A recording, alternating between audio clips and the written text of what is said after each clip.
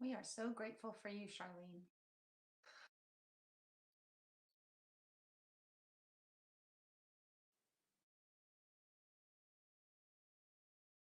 Starting. Welcome to Center for Spiritual Living Leesburg. Our theme for this year is 2020 Spiritual Vision, and this month our theme is Living as Compassionate Conduits. The title of our talk today is The Grateful and Cheerful Receiver, and our speaker will be our practitioner, Charlene Banks. Right now, join me as we open our sacred space together, setting our intentions for our service and bringing our awareness of our unity and oneness, which is represented by this one lit candle. Let us close our eyes now as we bless our service today. Let us recognize the divine presence that moves through all things, and know that this presence of love expresses as each of us in unique and beautiful ways. I know that we are blessed by our time together, and that we are each renewed in our remembrance of love, peace, wholeness, and connection. I give thanks to everyone in attendance and for everyone who made our service possible today. May the energy of love that is generated here bless us all abundantly, and so it is. Please feel free to add to the chat or in any comments, any prayer requests that you have, and we will include them later in our service when we do our spiritual mind treatment, which is our form of an affirmative prayer. We now turn to blessing the contributions and donations that are shared today for our center. There are so many ways that you can give, and you can see them on the bottom of the screen. You can text a donation amount to 703-940-9620. For those who use Cash App, you can do that. It's $CSL Leesburg. We also have our mailing address available. Send it to P.O. Box 1830, Leesburg, Virginia 20177. And for those of you who prefer to use PayPal, you can do that too. It's at info@cslleesburg.org. At CSL Leesburg, we believe in the law of circulation, and we know that all that is shared with our center blesses all those who give and who receive. We are a tithing community. In addition to helping pay for our expenses, which continue even though we aren't meeting in person, we also tithe to our home organization, as well as to local organizations that inspire us and help to further our vision of helping to create a world that works for everyone. We thank each of you for your support. Now, please join me as we read our affirmation together. The presence of spirit within me blesses everyone I meet, tends to heal everything I touch, brings gladness into the life of everyone I contact. Therefore, I am a blessing to myself, to humankind, and to the day in which I live. And now we will move into our time of meditation. We picked a meditation today called the Loving Kindness Meditation, and we thought this was perfect for the Sunday following Thanksgiving. I will say a phrase and then I'd like you to repeat after me. So I'll be saying it twice. First, listen to what I say, and then as I say it the second time, join me. You might want to take a deep breath to begin this and center yourself and just rest in peaceful, loving kindness. May I be filled with loving kindness. May I be filled with loving kindness. May I be well. May I be well. May I be peaceful and at ease. May I be peaceful and at ease. May I be happy. May I be happy. Now I would like you to say it for someone else. There's someone that you have on your mind who you think needs a little message of loving kindness. Picture that person. And again, I'll say it twice and you just repeat after me. May you be filled with loving kindness. May you be filled with loving kindness. May you be well. May you be well. May you be peaceful and at ease. May you be peaceful and at ease. May you be happy. May you be happy. Now we'll say it a third time, and I'd like you to say it to someone who maybe you're experiencing a little tension, someone who you do not feel peace when you immediately think of them, and let's send them a blessing. May you be filled with loving kindness. May you be filled with loving kindness. May you be well. May you be well. May you be peaceful and at ease. May you be peaceful and at ease. May you be happy. May you be happy. And let's do it one final time. And this time we're going to say it to all the beings, all the creatures, all the people that we are connected to on this wonderful planet. May they be filled with loving kindness. May they be filled with loving kindness. May they be well. May they be well. May they be peaceful and at ease. May they be peaceful and at ease.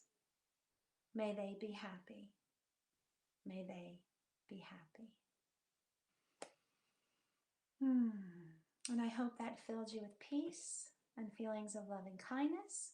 And now I turn it over to our wonderful practitioner, Charlene Banks, for our inspirational message today.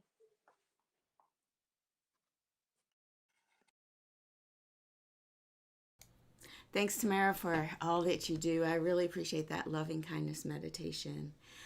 Before I give my talk, I would like for us to just enjoy the following song.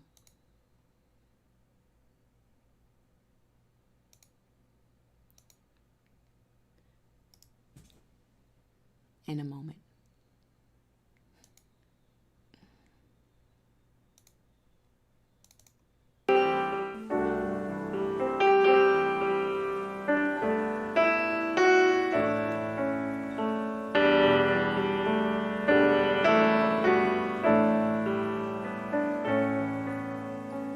Use me, oh God, I stand for you, and here I'll abide as you show me all that I must do.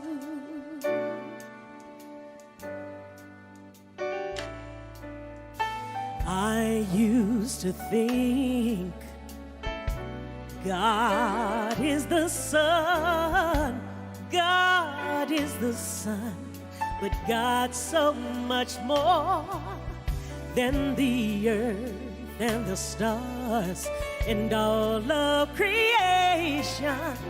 God is creator, all and all, needing us to shine its light as me, as you. So use me, oh God, I stand for you, and here I'll abide as you show me all that I must do. All that I want you to do is command my hands. What must they do? Command my life, it's here for you.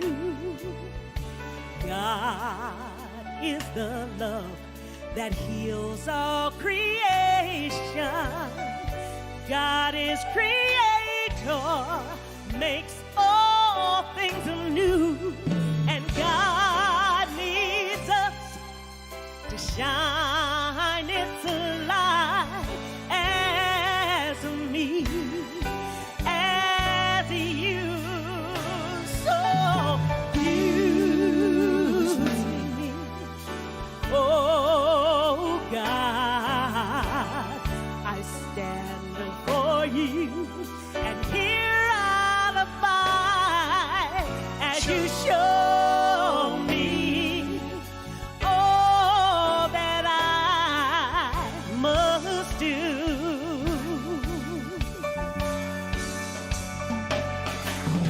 And God needs us to shine its light. God needs us to shine its light. God needs us to shine its light as me. As you so use me.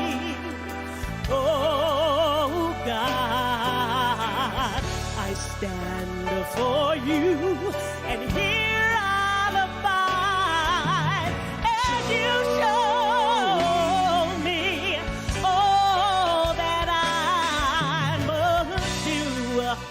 Show me all that I must do. Show me all that I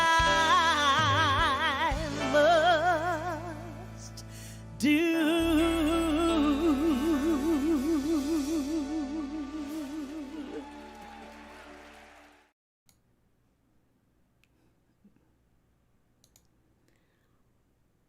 Wow. That's always amazing, I tell you. Just sends chills through your spine.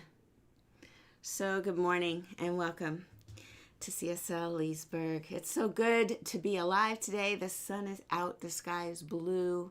And I don't know about you, but this is my favorite time of the year. When I get to put on coats and sweaters and boots and gloves and sit right in my house, apparently, because we can't go anywhere. But all right, that's fine. But today, I love that Cheryl Renee here helped us remember the idea of use me, God, because God needs us. Now, how many of you were sitting in your chair, wherever you are when you're listening to this, and you're thinking, does God really need us? Does God need us? Or maybe you're thinking, does God need me individually? Like I could just mosey on out of here, or I could just not act on the inspiration. Does God really need me? And before I took this year of ministerial school, I would have said, meh, God is all right. You could be stupid, but God got this. But now I understand how all this stuff works a little more. It's an unfolding thing. But God needs each and every one of us. And here's why. So you were born, and I talk about this all the time. You were born into this world, into a certain set of conditions that is yours and yours alone. Even siblings are not born into the exact same environment. Each sibling is born into a different environment. And this is why siblings become so much different from one another, even though you might look at them and say, oh my God, they were raised in the same household. Not really. Each environment was entirely different for each individual because of what we bring with us when we're born into this world. We bring a certain perspective, and as we look out into the world, that perspective is reflected back to us for good or for bad, and then we make decisions based on what we see. And all that is just wrong, right? Here's what I'm learning. All that is just wrong. When we make decisions on what we see, we are creating from precedent. Precedent says, here's what happened before. Never has there ever been a black woman to do this. Never has there ever been a white woman or any woman to do that. Or never has there ever been a foreigner. Or pick your area of difference. And never has there ever been. So has that stopped people in the past? No, it has not. And it does not need to stop us. As we're born into the condition that we live in our lives, We come with a set of predispositions, like we are talented at some things and we suck at other things. It's normal, right? But if we look out into the world and look for a precedent, it's going to be hard if something that you're being inspired to do, that doesn't exist yet. Maybe you are the way shower. Maybe God needs you to show the way, to do the thing that you're inspired to do, even though it doesn't seem like anybody else has done it before. So that is our calling. That's what we're here to do. Today's title, The Grateful and Cheerful Receiver. Now, hold up. Receiver. A lot of people are really great at giving, right? We're good at giving because we're told that it's virtuous to give. But we're not exactly shown or told that it's virtuous to receive. But as we all know, life is a reciprocal process. There's giving and receiving happening all the time. We're in this divine flow of reciprocity, of giving and receiving, the yin and the yang. The whole Tao is based on this. The giving and receiving are two sides of the same coin, and we can't be really, really good at giving if we're not really, really good at receiving. Because if we're not good at receiving, well, what are you giving from? Can I talk about that for a second? I have friends that are overgivers. I'm not talking about anybody in this group. And I'm not talking about me, because when I describe some of my friends, you guys think, oh, she's talking about herself. No, it sounds a lot like me until you hear the details, like cooking for everyone. Now, you know me. I ain't doing that. So, I mean, if like I hear about my friends who have a whole household full of grown people, and they'll cook everything and then clean everything. I'm like, hold up, wait a minute. You're depriving your children the opportunity to give to you. When you do it all for these grown people, I know you feel like you're loving them and you're giving to them. Allow them to give back in the form of, yes, you may do those dishes now, thank you. Yes, you may sweep the floor. Oh, I've made a chore chart. Are you surprised? I'm helping you. I'm your mom and I'm helping you. Because when we only know how to give, turns out sometimes your cup runs empty. And where are you giving from if all you know how to do is give and you're uncomfortable allowing people to give back? What we're teaching people when we only give and we're only comfortable in that giving mode, what we're teaching them is we're not worthy. We're not worthy to receive. So let's look at that next thing, feeling unworthy. Because feeling unworthy is the root cause of much of the problem of not being able to accept something. In fact, Brene Brown, I know we all love her because she talks about stuff that we just aren't used to talking about. In fact, I purchased one of her audiobooks. And her first story in the audiobook is that she's going to go give this talk. She was about to go give one of her first public talks. Normally she speaks to professionals, medical professionals or whatever, and now she's about to go speak to regular people. And she goes in there, and the lady behind the podium who was setting everything up looked at her up and down and said, "Are you the expert that we hired?" And Brene's like, yeah. And Brene, by the way, looked normal. She had on, like, she said her dress clogs. It was hilarious. And the person who was sitting at the podium, she said, had her hair so pulled back so tight, it looked like she probably couldn't breathe. She had on one of those St. John suits, and she was prim and proper, and it was a beautiful country club. And this lady looked at Brene with such derision and said, "Excuse you, are you?" And Brene's like, "Oh my God." And then she proceeded to read Brene's outline and was like, "Oh, no, we will not have you talking about these topics." What were the topics? Vulnerability and feeling powerless. And the lady said, "Oh, no, you shall not." And Brene says, "Well, it's not only about that. It's got other stuff." And she said, "What other stuff?" And she said, "Shame." The lady's like, "No, we're not having that." So she proceeded to rewrite Brene's speech for her. And Brene stood up there for the whole hour of the keynote speaking and pretty much was inauthentic because this mean girl, all grown up, told her nobody wants to really think that hard. We just want to feel good and have fun and talk about good things. And they want to know step by step how to be successful, how to have friends, and they don't want to go deep. But it turns out Brene says, I would never do that again. I'm telling you this story because I'm not doing that again. And Brene said, it turns out it is the vulnerability that allows us to realize that we can receive.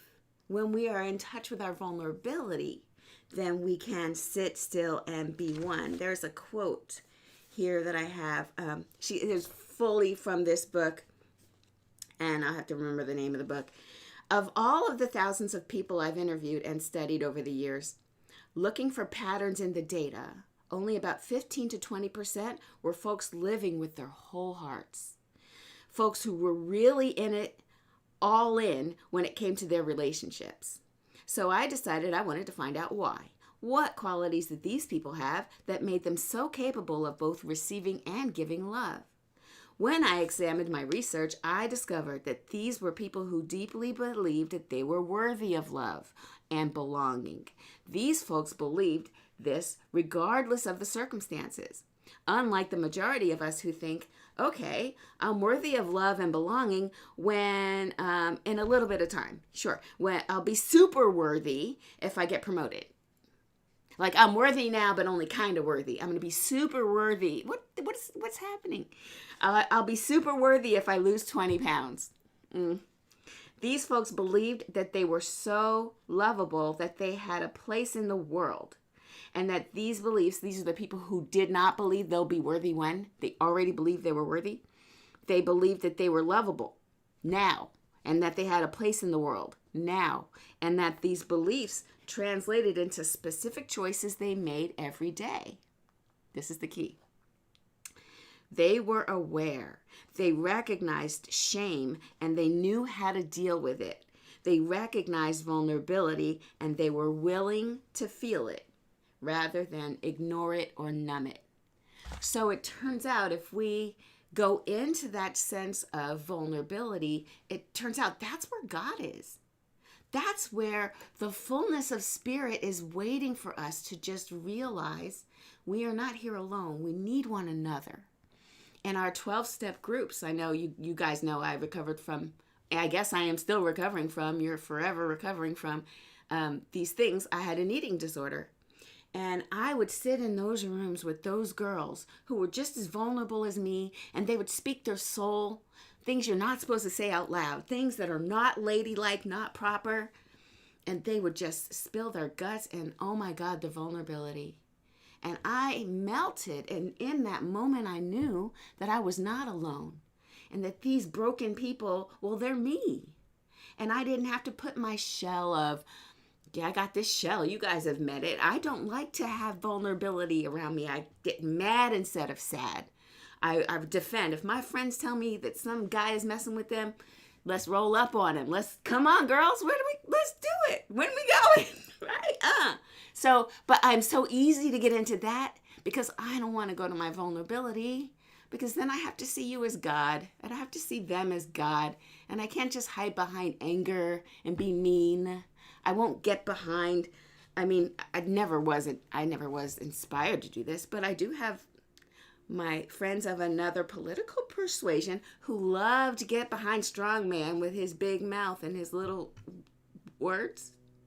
And so I know that it's easy to not be vulnerable, but God is in the vulnerability. And that's where we feel we belong. We comfort each other. In those any rooms you find where people can share who they really are, open up who they really are, then they can receive.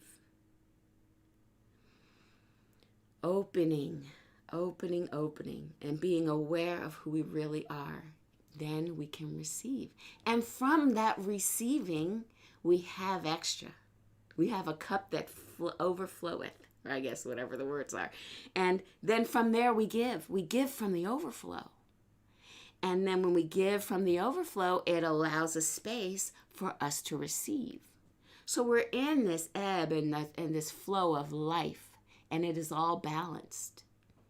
As we look around us, life is in a balance. There is a balance. I breathe out carbon dioxide. And the plants, if I had any, I do have roses now and flowers, thanks to my friend Tamara. But If I had some plants in my house, I would be breathing out life for the plants to breathe in and take that and do what they do and send out oxygen. It is this flow of life giving and receiving itself. God is each and every one of these givers and receivers, and that's why God needs us. God needs each and every one of us. There's something we are giving that others need, and it's something they are giving that we need. And it doesn't stop there. When we decide to partake in our own evolution, we give and receive to God itself. So think about this. We have this 5-step prayer in CSL, right? The 5 steps. When you take your first class at CSL, we know that the 5 steps of affirmative prayer, first recognized by Jesus himself, who said, pray believing as if it were so, and it'll be yours, right? So we have these 5 steps, and we use this acronym. Oh, maybe it's a little mnemonic. Are you ready to receive? Because when you go into prayer, you are usually affirming something that you want to experience. But oh my gosh, I have so much to tell you about this. And I'll try to keep it short because I tend to be mouthy. But here's the idea. That is a giving and receiving that's happening in the Word of God. So when you go and you sit down, the are you ready to receive? The letter R is recognition. And so that recognition, we always say, recognition, I recognize that God is all there is, right? Well, that actually is a receiving mode. You're in receiving mode already because you're sitting down or you're standing up, you're ready to go into prayer. And when you commune with the One, you're receiving some sort of, I always think of it as bathing me with this divine inheritance that I already had. I just need to wake up and remember. So my recognition is sort of, I'm in receiving mode. And as I unify the you unifying with that one presence, I'm still in that mode of receiving that. I could feel it usually when I'm doing my prayer, and I could just feel it washing over me because I feel one with the divine. I'm receiving that. And then, so I got are you, and the ready, the realization. Now that point, at this point, you guys, God is the giver and I'm the receiver. And I want you to catch this because as soon as I get to step 3, it switches. As when I get to step 3, God's the giver and I'm the receiver. But then it switches because then I speak my word into the law, which receives it. It's like planting a seed into the dirt. It's awesome. So there's always a reciprocity going back and forth. God is either giving love to me and I'm like, oh, thank you, I feel so loved. And sometimes God as law is just receiving my word. As I speak my word, it becomes the truth because I believe it, because I'm, sort of embodying it already in my head. I'm speaking my creative word into the law, and that's how God works for us. It just says yes, yes, yes, yes. It's always saying yes. That's the receiving side of God. So there's this reciprocity. It's like the breathing all over again, in and out. God's giving, God's receiving. God's giving love. God's receiving our word into the law and making it happen. It gives us love, and it's just a flow that we could just roll with. And of course, we're always grateful for that. And then we release it because who digs up a seed once they've planted it in the ground? We trust that it is already happening, and so it happens. So isn't that so cool? I learned that in one of my ministerial classes. I was like, man, that's pretty awesome. God is awesome. So when we can welcome our own vulnerability, that is the key. We can sit in our power and pretend that we're hard as rocks, but how penetrable, how fertile is a rock? Not that much fertile. In fact, think about a desert. Think about a desert that has, okay, my analogies might start to slip a little bit, but work with me, people. All right, so a desert. Sometimes there's like cracks in the desert. I've seen the footage from the drones, for drones that fly around. So these deserts are so dry, and they've got cracks in them, and it looks like life will never grow there. And it usually doesn't, But then there's some time in the year where you might see a desert rose, or you might see a little bit of water coming through. But for the most part, it's dry, it's cracked, it doesn't give, and it really doesn't receive. It's kind of just, right? And every now and then, maybe twice a year, it has a little bit going on. We can choose to be like that, where we mostly want people to leave us alone. We don't want to hear it, don't want to be penetrated, we're shutting people out. Maybe someone hurt us before, maybe love went wrong before, and we just don't want anything to do with it. Except a couple times a year. All right, fine, it's Christmas. All right, come hug me, fine. But mostly, leave me alone because I am the desert and I'm cracked. Now, let's go over to the Amazon forest in our minds. Oh my goodness, lush. It's got every possible species, many that we don't even know about. It rains a lot, and of course, whatever's left of it, because but don't make me go there. It rains a lot, the vegetation receives the rain, and then it returns back in foliage in full. And in this ecosystem, you've got lots of different species that are enjoying each other in life. So we can be, always giving, always receiving, always giving, always receiving. Brene Brown said 15 to 20% of the people that she studied are in this flow. And she didn't talk about those that are all the way on the other side, but it's probably your typical bell curve. I don't know about you, but I really want to be more and more receivers of love, a receiver of love and a giver of love. And starting my day every day, becoming one with Spirit, first receiving from Spirit, and then speaking my word into the law. Participating in my own evolution.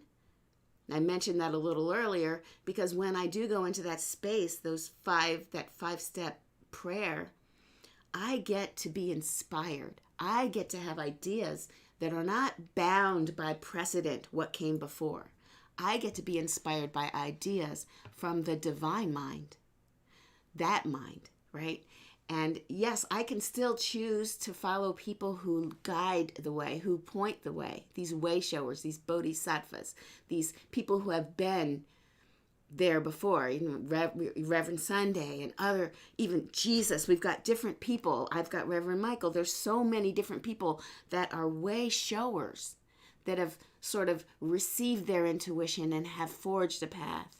We get to follow them, and we get to also listen within and be the way shower for our own lives, and then for the lives of anybody who might need that mental equivalent. They might need to see a Black woman who's done that before. So if I take my inspiration and go ahead and do it, maybe there's some little girl that says, oh my God, Charlene did that. Well, I guess I could probably maybe see myself, right? We can do it all. We can have whatever we desire if we just get our so-called bloated nothingness, Ernest Holmes, out of the way and receive that which has been already given to us, which is everything. And then just resting in that, knowing we are worthy of it now, not later, 20 pounds later, no, right now. We are everything we've ever meant to be. We are that right now. We just need to step into it, accept it, and allow it to grow through us so that we could keep giving and keep receiving and just never stop that flow.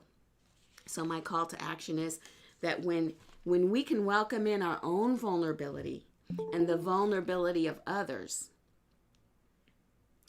we are well on our way to being grateful and cheerful receivers of goodness. Grateful and cheerful receivers. Instead of, oh, no, that's a pretty dress. Oh, no. Thank you. It is, isn't it? Just do it. See if you could just say thank you. It's true. Yeah. And smile and be just full of life while you're doing that. Let's cultivate our tenderness. Let's tune into God's rhythm, that giving and that flowing. And the ebb and flow is waiting. It's waiting right now to express itself through us. So you'll take me up on it? You got your homework this week? Beautiful. Let's go within. And as we go to that still small place within us that is the heart of God. We know that that is in each and every person that God is. Because God is everywhere, all present, all knowing, all powerful. Therefore, God is everywhere. There's not a spot where God is not. So yes, we are right in the center of the universe. We are at the heart of God, imbued with all of its wonderfulness. We have that seed of magnificence glowing and growing within us. And so as we take time every day in our lives to commune with this presence, to know that we are aware and embodied by this fullness, we live, we move, we have our beingness in God. It's so beautiful. In this space of awareness, we receive intuition, inspiration. We receive guidance. We receive beautiful ideas about what life can be.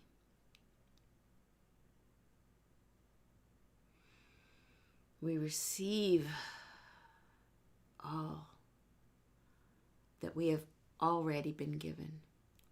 And in this space that we cultivate, this space of oneness and awareness that we are one with the divine, we speak our word. I speak my word into the law. Into this law that is ready to receive my word. It always says yes. And so I speak my word for ease of breathing for those affected by this COVID disease.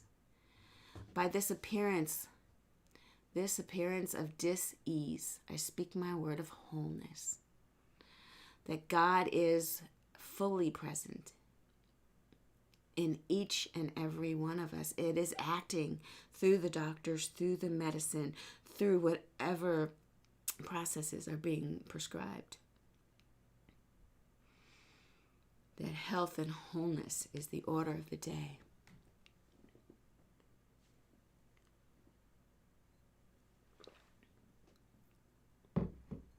I speak my word that anyone who is feeling disconnected from their group, anybody who is feeling isolated in this time of quarantine, anyone that is feeling alone, that God is right there. I know for each of these people that there is something stirring within them, awakening them to look within, to seek the divine, for it is right there waiting. No matter what walk of life, no matter what faith, God is. God is. There are many paths that lead to the mountaintop.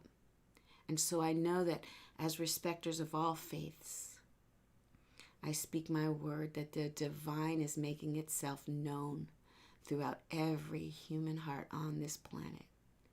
For it is already known through the animal kingdom. It is already one. It is already one through the plant kingdom. It is already divinely expressed. It is already one through the mineral kingdom. It is the humankind that I am knowing that is awakening to their true divinity as one with all that is. For once we all awaken, I know that we will enter into the kingdom. This is our true path, our true evolutionary urge. To be united in a way that we are consciously taking care of one another, consciously vulnerable to one another, consciously caring for humanity.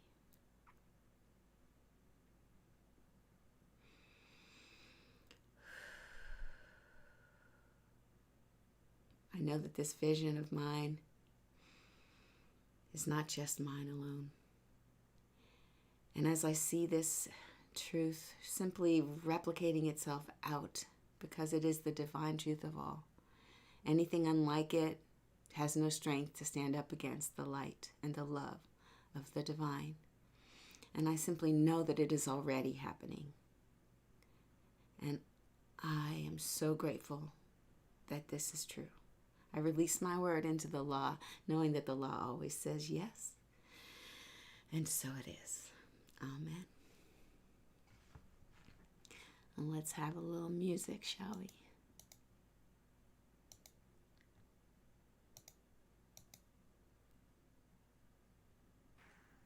Where I am, God is. Where I stand, God is standing strong. Where I breathe, God is breathing life in and out and through me. Ask me where I sing, God is. Where I dance, joy lives at my feet. Where I live, beauty's flowing free, in and out and through me. As me, for where I doubt, God is the faith in me. Where I cry, God is the comfort there. Where I seek, God is the answer. Here and now, forever and ever and ever.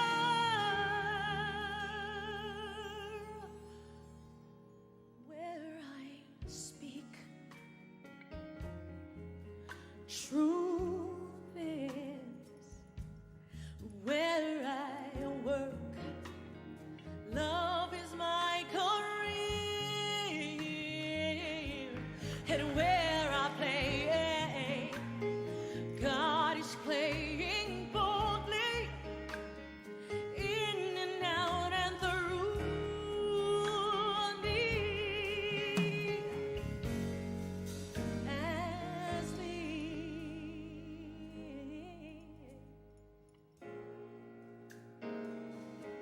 Oh, oh. Do-do-do. Oh, hey, yeah. Where I am, where I stand, where I play, where I work and breathe and move and feel, where I sing, where I dance, my dance, wherever I go, where I pray and take and give and leave.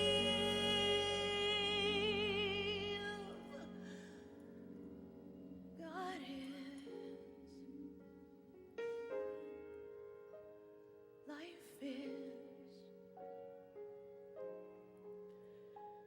joy is, oh, God is.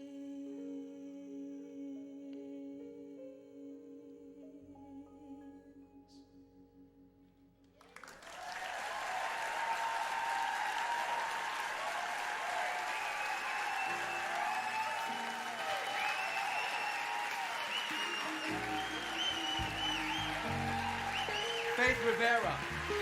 Wherever I am, God is. Beautiful. This is Ben Dowling. Smile. All right. Woo. She gets me every time.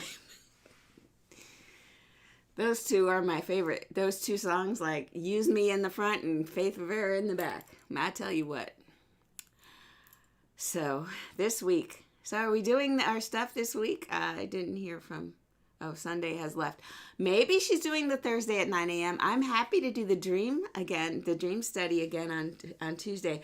Boy, do I have some doozies. Oh, I see a thumbs up from Aaron. Good. Man, woo, my dreams are on steroids or something. So, yes. Okay, so that's what's going on this week. And it is time to do our closing affirmation. And then afterwards, you can join us online in the Google Meet. We'll be chatting about, our week, and everybody can catch up with each other. We'll be sharing our pearls. But for now, let's remember we are one with God. So how do we know it? Close your eyes, put your hand over your heart, and say, I am love. I heard you say that. Open your eyes and look around. If you're sitting next to somebody, point at them. And if you're sitting at the screen, point at the screen. You are love. Yes, you are love. And then put your hands up and say, it's all love. Woohoo! All right. It's been wonderful being with you for another Sunday. Next week, our beloved Reverend is back with us. And I will look forward to seeing you on the Google Meet. Bye now. Have a good week. Bye. Bye.